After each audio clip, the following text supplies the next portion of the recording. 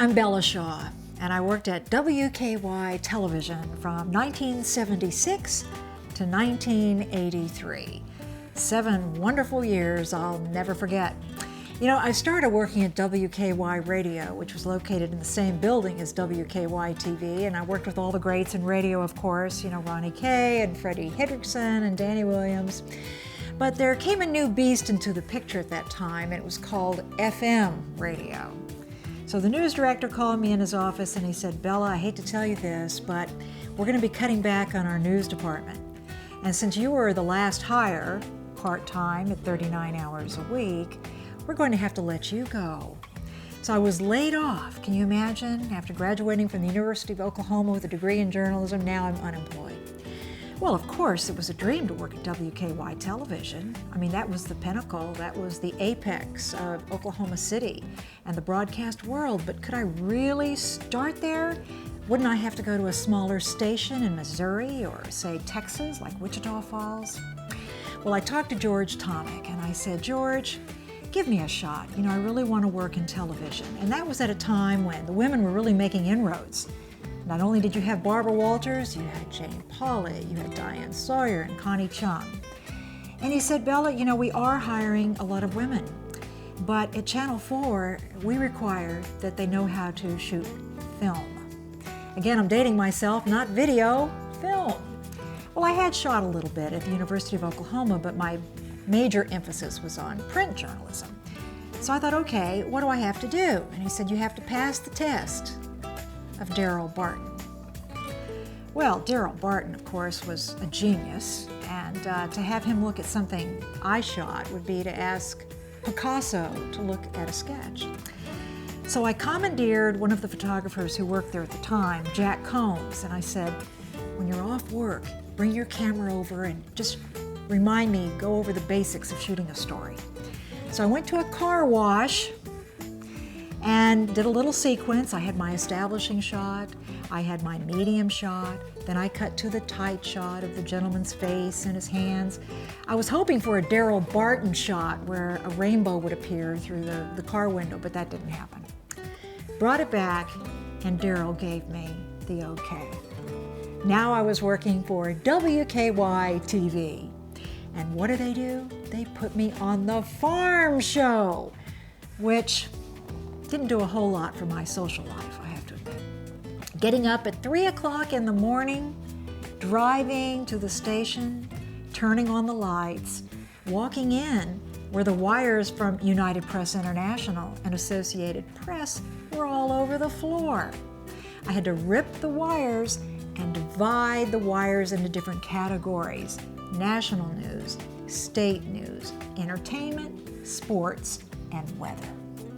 Now, a lot of times I didn't have time to type up my script before I went on the farm show, so I would just read from the wires.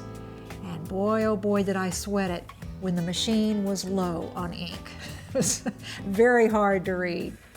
One of the funny stories on the farm show you can see on YouTube to this day, and that's the time that I filled in for Ben McCain and forgot to put on my mic. Well, I casually looked down and said, "Oh yes, we do need a microphone for this, don't we?" And I had trouble pinning it on, and eventually I just held it in my hand and continued the newscast.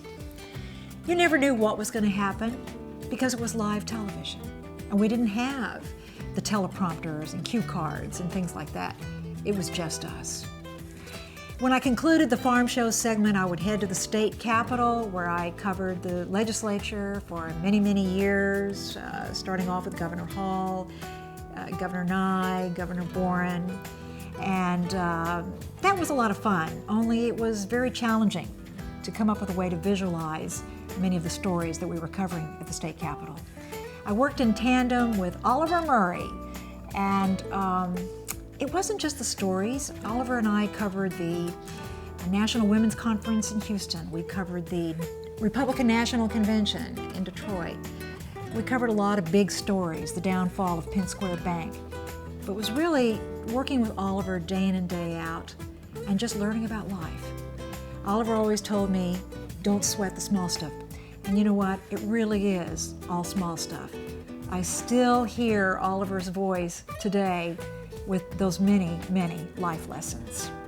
I'm so happy George Tomic hired me. Actually, we officed together with Ben McCain from Texas. And Ben was quite a character, still is, ironically. What a paradox, we still work together in Los Angeles. So after all these years, Ben and I see one another from time to time. And Ben was always so upbeat. Here, I'm not a morning person. I had to get up at 3 o'clock in the morning and do the farm show. I walk into my office and Ben's, "Hey, Bella, how you doing? You gonna go out and make it a great day?" "Yeah, Ben, I'm gonna go out and make it a great day." So funny, all the different personalities of all the people. Ernie Schultz, we know that he loved airplanes. And so Oliver and I would be coming back from the state capitol and we'd call in to the station and we'd say, "We have a great story and it's gonna be your lead story tonight because every person in the state of Oklahoma is gonna get a major tax cut." And there'd be a long pause and then Ernie Schultz would say, "Well, I don't know about the lead story. There was an air show at Tinker today." You know, Ernie liked to work in those stories that involved aerial dynamics and so forth. Daryl Barton instilled fear within everyone who ever shot a story. You were always worried you were going to get the dreaded jump cut or anything out of focus, because those were the two things he wouldn't tolerate. Of course, now in today's news, you know, it's nothing like that. Shots are out of focus all the time. The way it worked back then was the photographer was really just as every bit as important as a reporter. So when you went out with the photographer would establish the shots he was going to use. You would get back to the station, the photographer would edit the pieces and say, "Okay, Bella, I've got room for 10 seconds at the very beginning of the story. Then we're going for natural sound for another 9 seconds. There's a little bridge here where you can talk, more natural sound, and then you can sign off the piece." We tried to do a package, that's what we call a package for the 6 o'clock news, and we'd rework the story into a B-roll or voiceover for the 10 o'clock news. Some funny things happened, you know, because we were live. Those days it was a phenomenon. You know, film was the big thing, but once the microwave trucks came in and you were beating on a story, you realized how important it was to make that transition from film into videotape. Well, I talked about the farm show, and I talked about covering the state capitol. Eventually, I was able to anchor the weekend news.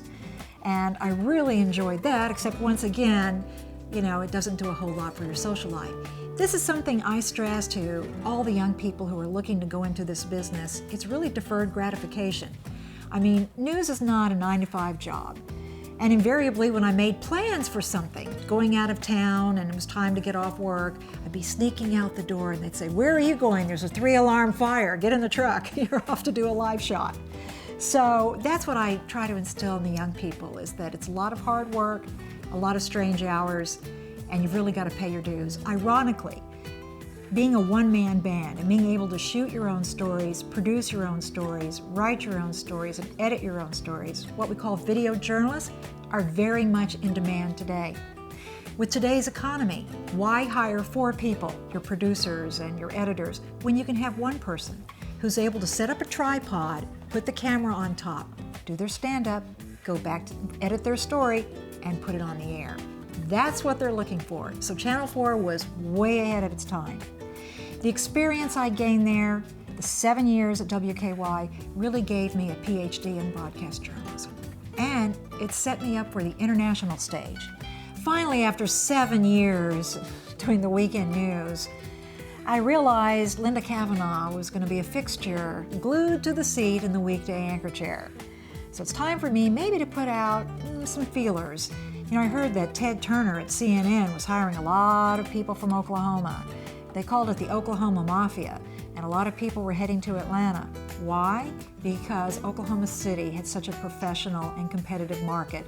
You know, we had a staff of University of Missouri graduates and so forth. So I thought, well, maybe I'll have a shot at CNN. Now I just have to get an air check. Just have to get a copy of one of my newscasts. Well, this went on for several weeks. I would have a perfect newscast. Everything went great, everything rolled on time, it looked fantastic, I ad-libbed fantastic. went back into the newsroom and said, to the control room rather, and I said, where is my air check? And they said, we have it right here, Bella. We're so sorry. We just didn't get the audio. Okay, well, I'll try it again next week, no problem.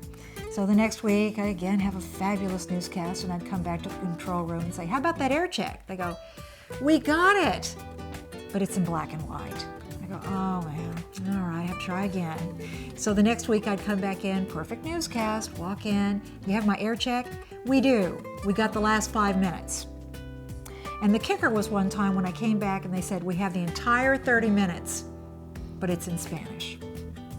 Well, needless to say, I was able to get that air check and send it off to CNN. I flew to Atlanta and I got a job with Cable News Network on the overnight shift. So there again, from the farm show to the overnight shift, not exactly the most perfect hours. One time I was anchoring the weekend news and Bob Berry Sr. was working on a late breaking story involving OU, and I was wondering where he was. Trying to stretch a little bit in order for him to sit down in the chair. Finally, he came huffing and puffing and sat down next to me and started doing the sports. Well, I looked over and I noticed that I guess he had been shaving right before he came on and nicked himself because he had a cut right above his lip and blood started trickling down his mouth. And after the show, I said, Bob, couldn't you feel it? He said, Bella, I could taste it. And our phones lit up with people calling and saying, what's wrong with Bob Berry? Was he in a fight or something? Because he was bleeding. That was a funny story.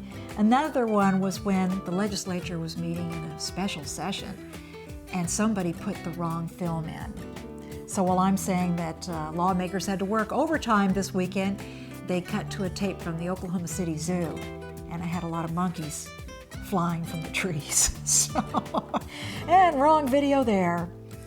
A lot of things were said because it was live television, which I can't go into, but those were the days. And there might be a loud sound, a light might, blow out or something like that, and you're calm. And you're listening to the control room in your earpiece, and they're telling you have another minute to toss here or there, or there's a tornado, so you have to be a multitasker.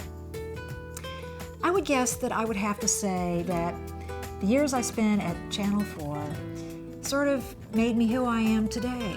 I have to thank WKY Television for giving me an education. I was paid to learn. Can you imagine coming into a job in the morning, meeting with the assignment director, and he tells you where you're going to go that day and who you're going to be meeting with and what kind of story they're looking at? I mean, everything from medicine to technology, health issues. You would learn so much on the job. And it really taught me to put people at ease, make them comfortable. A lot of people, the number one thing they fear is speaking in front of a camera. So when you approach them with a microphone, just imagine how intimidating that is.